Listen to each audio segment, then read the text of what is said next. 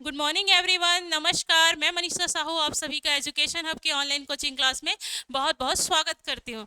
हम लोग ने इससे पिछली कक्षा में एडीओ से संबंधित दो महत्वपूर्ण टॉपिक के बारे में चर्चा किया था, जिसमें पहला टॉपिक था सूचना का अधिकार अधिनियम 2005, जिससे संबंधित थ्योरी क्लास और क्वेश्चन वाला क्लास दोनों हो चुका है। तो आप सभी ने अगर नहीं देखा है तो जाकर अवश्य रूप से देखें।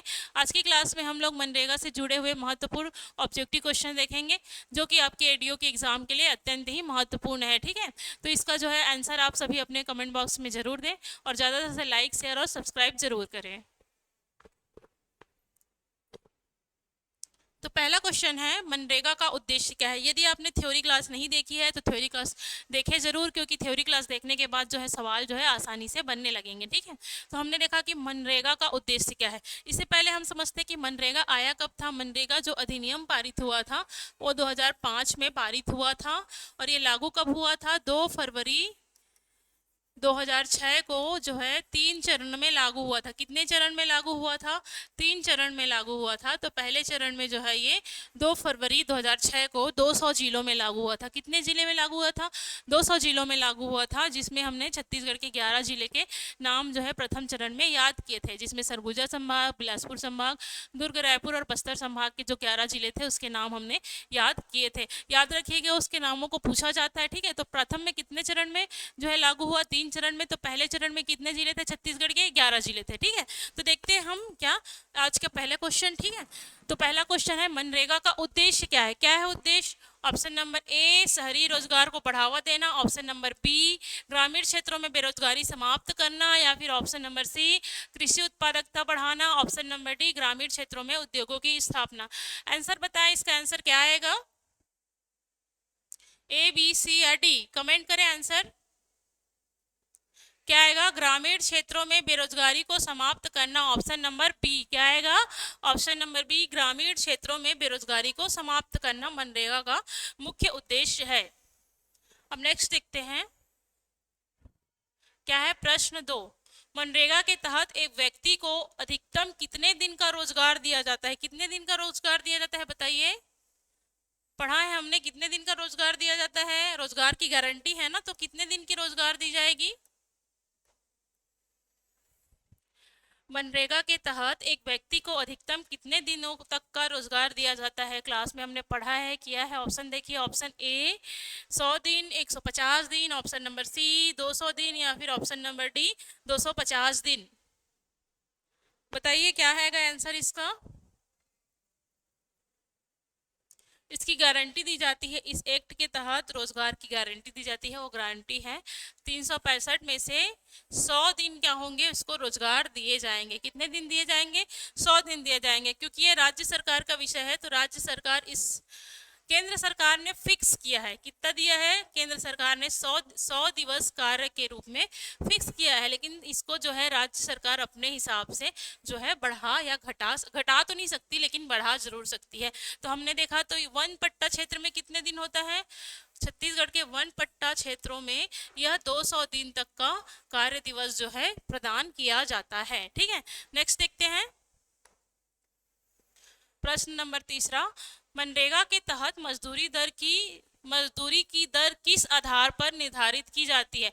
मतलब ये पूछा है कि किसके आधार पे या फिर कौन जो है जो है इसको क्या करता है, निर्धारित करता है। मतलब जो मूल्य दी जाती है, जो मजदूरी दर दी जाती है मनरेगा के तहत 243 रुपए, वो जो है कौन निर्धारित करता है और किस आधार पे निर्धारित करता है? क्या राज्य सरकार द्वारा तय किया जाता है, या केंद्रीय श्रम मंत्रालय के द्वारा, या फिर प्रत्येक राज्य की सांस्कृतिक आवश्यकता के द्वारा, या फिर ऑप्शन नंबर डी राज्य के श्रम विभाग के द्वारा? इसमें सबसे पहले इसका जो आंसर नहीं आएगा उसको हटाइए। क्या आएगा? इसका आंसर नहीं आएगा।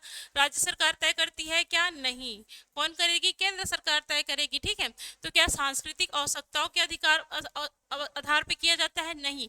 ये भी क्या आएगा? नहीं आएगा। ठीक है, तो ऑप्शन नंबर बी और सी में देखिए क्या आएगा। Option number c, option number b क्या आएगा? इसमें सही आंसर आएगा ऑप्शन नंबर बी, केंद्रीय श्रम मंत्रालय। क्योंकि ये जो मनरेगा है वो केंद्र सरकार के श्रम मंत्रालय के अधीन आता है, तो केंद्रीय श्रम मंत्रालय के द्वारा ही क्या करता है, मजदूरी दर निर्धारित की जाती है। ठीक है, हमने देखा था इसका हिस्सा कितना होता है, 60 और 40 का इसमें हिस्सा होता है। 60 केंद्र सरकार का और 40 राज्य सरकार का।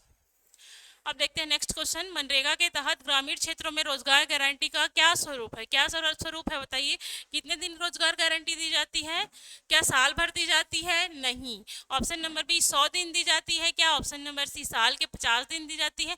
या फिर ऑप्शन नंबर डी कृषि कार्यों में रोजगार दी जाती है? नहीं। क्या आएगा इसमें आंसर बताइए। इससे पहले क्वेश्चन में देखा है ऑप्शन नंबर बी 100 दिन। कितने दिन का काम दिया जाता है? 100 दिन का। कितने दिन का? केंद्र सरकार के हिसाब से 100 दिन तक का काम दिया जाता है। ठीक है, नेक्स्ट देखते हैं।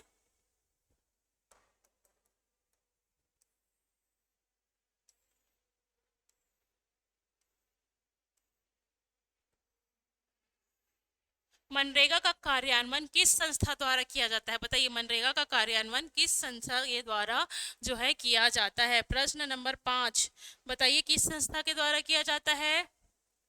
कोई भी गांव है, गांव में काम जो है चलाने का काम, यहाँ पे ये सड़क बनाना है, यहाँ पे तालाब का गहरीकरण करना है, इस टाइप का जो काम है रोजगार के तहत, मनरेगा के तहत, उसको कौन सा मंत्रालय या फिर कौन सी संस्था जो है करती है? क्या राज्य सरकार करेगी या फिर केंद्र सरकार करेगी, नगर निगम करेगी कि ग्राम पंचायत करेगी? सबसे पहले हम देखते हैं, ये तो गाँव से संबंधित है तो नगर निगम तो आएगा नहीं। ठीक है, अब 3 ऑप्शन में से देख लीजिए। क्या केंद्र सरकार गाँव में आके काम करेगा? नहीं करेगा।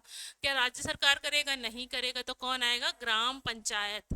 कौन आएगा? ग्राम पंचायत। इंपॉर्टेंट है, कौन सा संस्था क्रियान्वित करता है मनरेगा का कार्य? ग्राम पंचायत के द्वारा क्रियान्वित की जाती है। ठीक है, अब नेक्स्ट देखते हैं प्रश्न नंबर 6। क्या है? मनरेगा के तहत प्रत्येक मजदूर की भुगतान किस स्वरूप में किया जाता है? मतलब जो उनकी मजदूरी दर है 243 रुपए, वो जो है मजदूरों को कैसे प्रदान की जाती है? ठीक है, मनरेगा के तहत तो कैसे प्रदान की जाती है? बताइए कैसे प्रदान की जाती है। क्या नगदी दी जाएगी, नगद, या फिर चेक, या फिर बैंक खाता में, या फिर किस में होगा? रसीद के रूप में। कैसे दी जाएगी बताइए। नगद तो दे नहीं सकते हर किसी को जा जाके, है ना। रसीद के रूप में नहीं दी जाती है, तो बताइए कि चेक होगा कि बैंक खाता होगा? चेक भी नहीं होगा, है ना।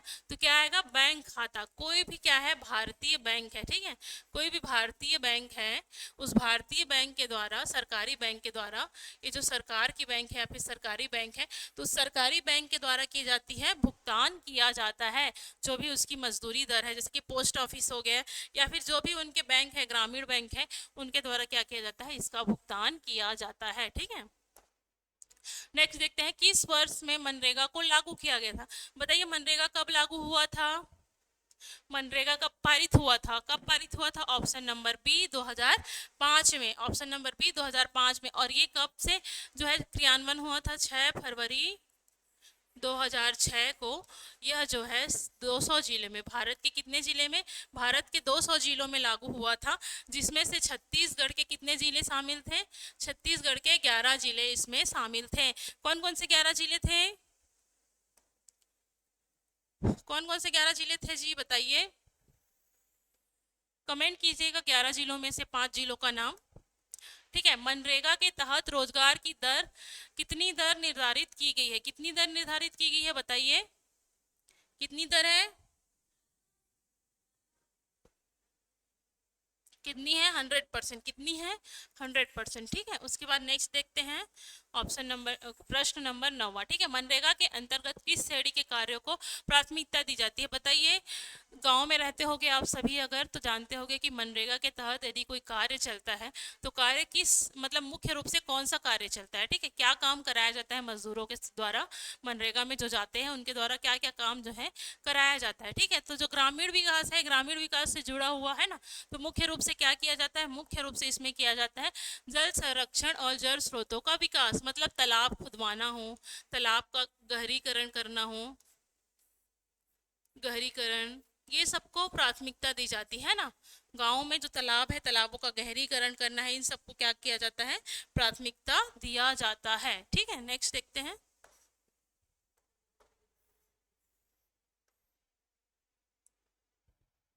10वां नंबर का क्वेश्चन, आप सभी को ये सब चीज़ें समझ में आ रही है ना? आंसर जरूर दें कमेंट बॉक्स में, लाइक करें, शेयर करें, और हमारे क्लास से जुड़ने के लिए अपने जो है दोस्तों से शेयर जरूर करें। ये सब क्लास जो है आपके एडीओ के लिए बहुत ही महत्वपूर्ण है। ठीक है, तो देखिए,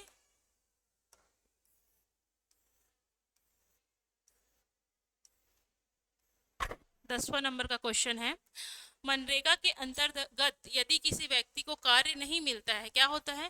तो यदि कोई व्यक्ति है जिसने क्या किया है, मनरेगा के तहत काम के लिए क्या किया है, आवेदन किया है, ठीक है, तो आवेदन करने पे यदि उसको क्या होता है, काम नहीं मिलता है, ठीक है, यदि उसको रोजगार नहीं मिलता है तो रोजगार नहीं मिलने में क्या होगा, यदि कोई व्यक्ति है जिसने क्या किया है, मनरेगा के तहत रोजगार पाने के लिए क्या किया है,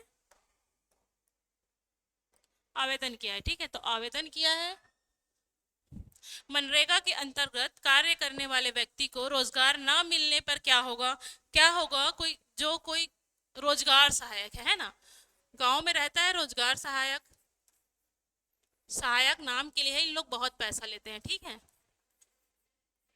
पैसा नहीं दोगे तो काम नहीं करते हैं, हर चीज में अगर कहीं पे आवास निकला है तो आवास में इतना पैसा देवे तो तोर आवास पास हुई वाला रही थे, यही मन सब रोजगार सहायक होते, ठीक है, ये रोजगार सहायक के पास कोई भी व्यक्ति है, कोई नागरिक है, ये नागरिक क्या करता है, जॉब के लिए अप्लाई करता है, जाके कथे हाँ मोला नौकरी चाहिए, मुझे जॉब चाहिए, है ना, मुझे जॉब चाहिए मतलब मोला काम चाहिए मनरेगा के तहत, ठीक है, मनरेगा के तहत काम चाहिए तो उसके लिए क्या होता है, जॉब कार्ड बनता है, जिसका जॉब कार्ड होगा वही क्या होगा, एलिजिबल होगा, ठीक है, जॉब कार्ड बनता है, जॉब कार्ड बनने के यदि 15 दिवस के भीतर, कितने दिवस के भीतर, 15 दिवस के भीतर यदि उसको काम नहीं मिलता है, इसको काम नहीं मिला इस व्यक्ति को, तो काम नहीं मिला तो इसको क्या दिया जाएगा, मुआवजा दिया जाएगा, क्या दिया जाएगा, मुआवजा,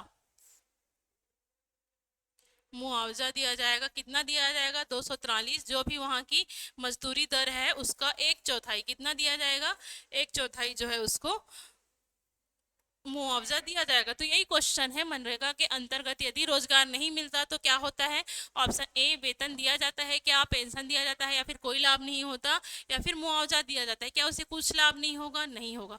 पेंशन कब मिलता है, रिटायरमेंट के बाद मिलता है।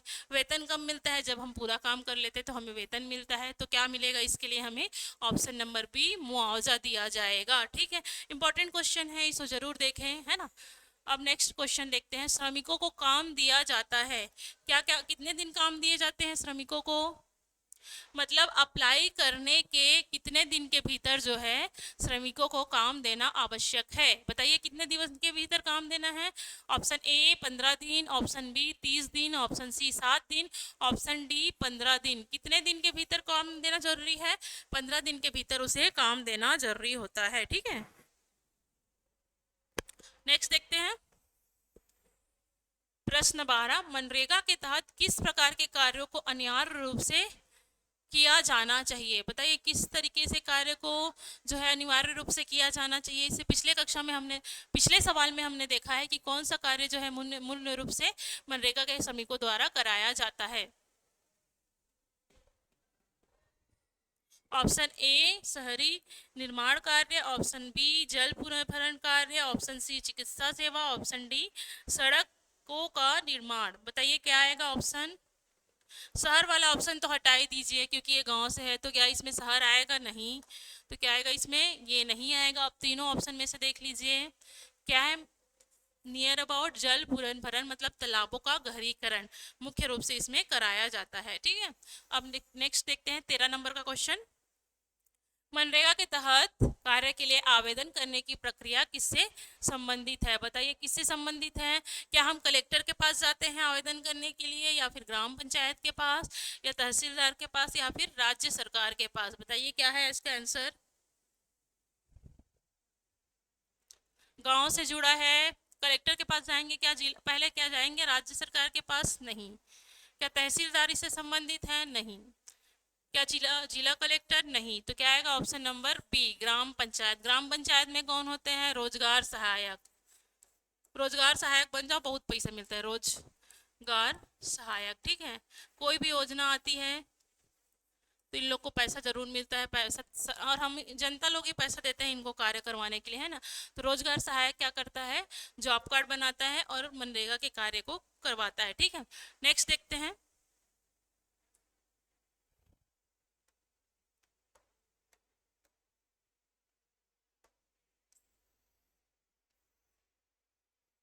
क्या है नेक्स्ट क्वेश्चन। नेक्स्ट क्वेश्चन है, मनरेगा का लाभ किसे मिलता है, बताइए मनरेगा का लाभ किसे मिलता है। किसे मिलेगा मनरेगा का लाभ? हर व्यक्ति को, केवल अनुसूचित जाति जनजाति के लोगों को, हर परिवार के सक्षम सदस्य को, या फिर केवल महिलाओं को? किसे मिलेगा बताइए मनरेगा का लाभ? मनरेगा का लाभ उसे मिलता है जो गांव में जो है बीपीएल कार्ड के अंतर्गत आते हैं, ठीक है, जिसमें महिला भी हो सकती है, पुरुष भी हो सकते हैं, या फिर दिव्यांगजन भी हो सकते हैं। दिव्यांगजनों के लिए कुछ विशेष तरीके का आरक्षण होता है, जिसमें उसे जो है हल्का फुल्का ही काम कराया जाता है, जैसे कि पानी बांटने का या फिर जो है अटेंडेंस लगाने का, इस तरीके का काम जो है दिव्यांगजनों को दिया जाता है, ठीक है। तो हम देखते हैं कि इसका लाभ किसे मिलता है? हर उस व्यक्ति, क्या अनुसूचित जाति जनजाति के लोगों को मिलेगा? नहीं, ठीक है। क्या हर परिवार के सक्षम सदस्य को मिलेगा? नहीं। जो सक्षम है उसे क्यों दिया जाएगा बताइए? क्या केवल महिलाओं को मिलता है? नहीं, हर व्यक्ति को मिलेगा, ठीक है। हर व्यक्ति को इसमें शामिल किया जाता है, ठीक है।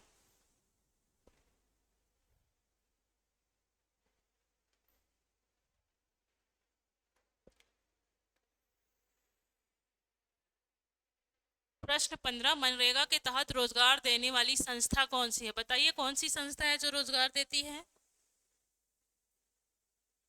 क्या राज्य सरकार है, ग्राम पंचायत है, केंद्र सरकार है, या केवल निजी कंपनियां हैं? बताइए क्या आएगा आंसर इसका? क्या केवल निजी संस्था है? निजी संस्था का कोई बात ही नहीं हुआ है ना। केंद्र सरकार इसमें नहीं आती है। केंद्र सरकार की योजना है, लेकिन केंद्र सरकार इसको रोजगार देने के लिए नहीं आएगी, ठीक है, क्योंकि ये ग्राम से संबंधित है, इसलिए किसमें आएगा? ग्राम पंचायत और जिला परिषद, ठीक है, ग्राम पंचायत और जिला परिषद। नेक्स्ट देखते हैं, मनरेगा के तहत दिए गए रोजगार में महिला श्रमिकों की भागीदारी कितनी प्रतिशत है? मतलब कितने प्रतिशत जो है महिलाओं को जो है आरक्षण दिया जाता है, ठीक है। कोई भी योजना आती है उसमें महिलाओं के लिए आरक्षण होता ही है, तो मनरेगा में कितना परसेंट क्या है मनरेगा के लिए जो है आरक्षण किया गया है? ऑप्शन ए है 20%, ऑप्शन सी है 33%, ऑप्शन सी है 50%, ऑप्शन डी है 60%। बताइए आरक्षण कितना होगा? आंसर कीजिए। Option number b 33%। कितना परसेंट? 33% महिलाओं की भागीदारी जो है आरक्षित की गई है। नेक्स्ट क्वेश्चन देखते हैं, मनरेगा के तहत कौन से कार्य प्रमुख रूप से किए जाते हैं? क्या कार्य किया जाता है बताइए? शहरी भवन निर्माण का, जल भरण, नलकूपों का निर्माण, सड़क निर्माण, औद्योगिक उत्पादन, है ना, विद्युत आपूर्ति क्या की जाती है? क्या शहर निर्माण का? शहर वाला जहाँ पे आएगा उसको कट कर दीजिए, ठीक है। औद्योगिक उत्पादन कट कर दीजिए, तो क्या आएगा? हम लोग ने देखा है जल पूरण भरण, नलकूप का निर्माण और सड़क निर्माणों के लिए क्या किया जाता है जो है मनरेगा में कार्य कराया जाता है, ठीक है। तो हमने देख लिया इतना क्वेश्चन, है ना। इसके बाद हम नेक्स्ट देख लेते हैं। हमने कुल 17 देखा है, अब हम कुछ और देख लेते हैं, 20 कर लेते हैं इसको, है ना। 17 के बाद 18 नंबर का देख लीजिए। छत्तीसगढ़ के कौन से जिले में, कौन से जिलों में या फिर जिले में प्रथम चरण में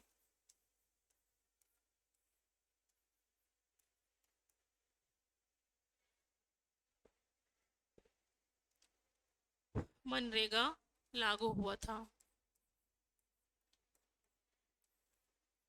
लागू हुआ था, छत्तीसगढ़ के 11 जिले थे, तो उसमें से कौन से 2 जिले थे, ठीक है, कौन कौन से जिले थे हुआ था? बताइए। अगर कल का क्लास आपने देखा होगा तो ये आपको याद होगा, उसमें हमने याद किया था। ऑप्शन नंबर ए है सरगुजा,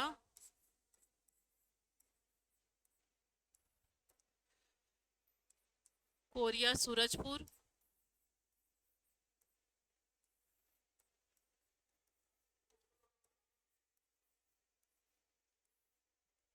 ऑप्शन नंबर बी है बिलासपुर,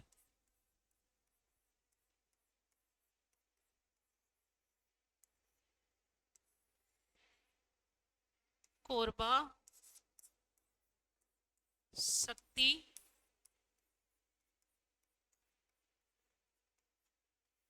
पहले चरण में कौन कौन से जिले शामिल थे उसको बताना है, ठीक है। रायपुर, धमतरी,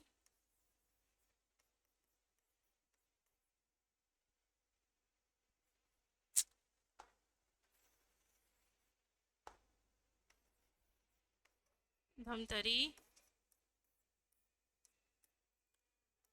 महासमुंद,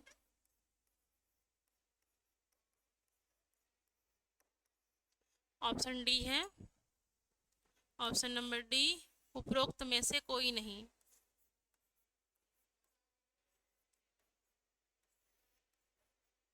में से कोई नहीं। इसका आंसर बताइए, क्या आएगा आंसर? ए, बी, सी या फिर डी? कौन कौन से जिले थे जो पहले चरण में जहां मनरेगा लागू हुआ था? 11 जिलों में से सरगुजा, कोरिया, सूरजपुर, बिलासपुर, कोरबा, शक्ति, रायपुर, धमतरी, महासमुंद या फिर ऑप्शन नंबर डी, इनमें से कोई नहीं। तो क्या आएगा इसका आंसर? ऑप्शन नंबर डी, इनमें से कोई नहीं। क्योंकि क्या है, सूरजपुर उस समय जिला बना था क्या? नहीं बना था। ठीक है, शक्ति तब जिला बना था क्या? नहीं बना था। महासमुंद भी नहीं था तब, है ना। तो हम लोग क्या देखेंगे, महासमुंद था पर महासमुंद में दूसरे जिले में दूसरे चरण में लागू किया गया था। ठीक है,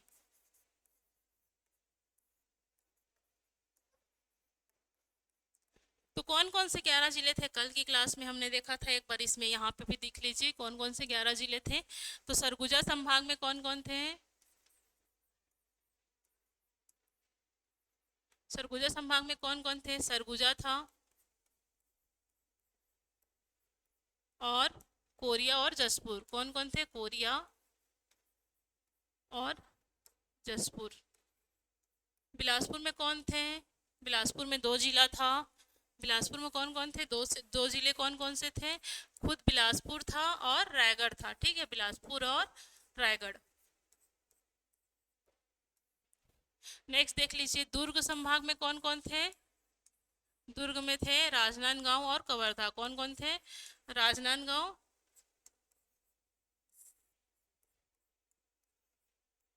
कवर्धा।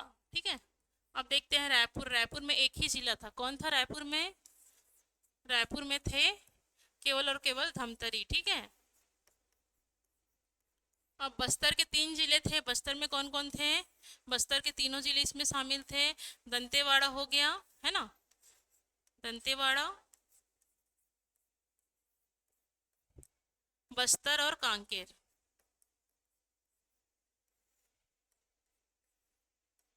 ठीक है, तो इतने जिले प्रथम चरण में 2 फरवरी 2006 को मनरेगा के तहत छत्तीसगढ़ के 11 जिले थे। जो ये जिले थे जिसके नाम आपको याद होने चाहिए, जो कि क्वेश्चन में पूछा ही जाता था, कौन सा शामिल था, कौन सा शामिल नहीं था, पुट में दे दिया जाएगा जिसका आंसर आपको देना होगा। तो इसलिए इसके जिलों का नाम याद रख लीजिए। तो ठीक है, उम्मीद करती हूँ आपको ये क्लास समझ में आया होगा, आपने आंसर दिया होगा कमेंट बॉक्स में। ठीक है, तो अगर ये आपके लिए उपयोगी है तो लाइक करें, शेयर करें, और आगे के टॉपिक के लिए कमेंट जरूर करें कि एडियो का क्लास हम ले करके, ठीक है, तो हम आगे से पंचायती राज का भी क्लास लेना प्रारंभ करेंगे। ठीक है, धन्यवाद।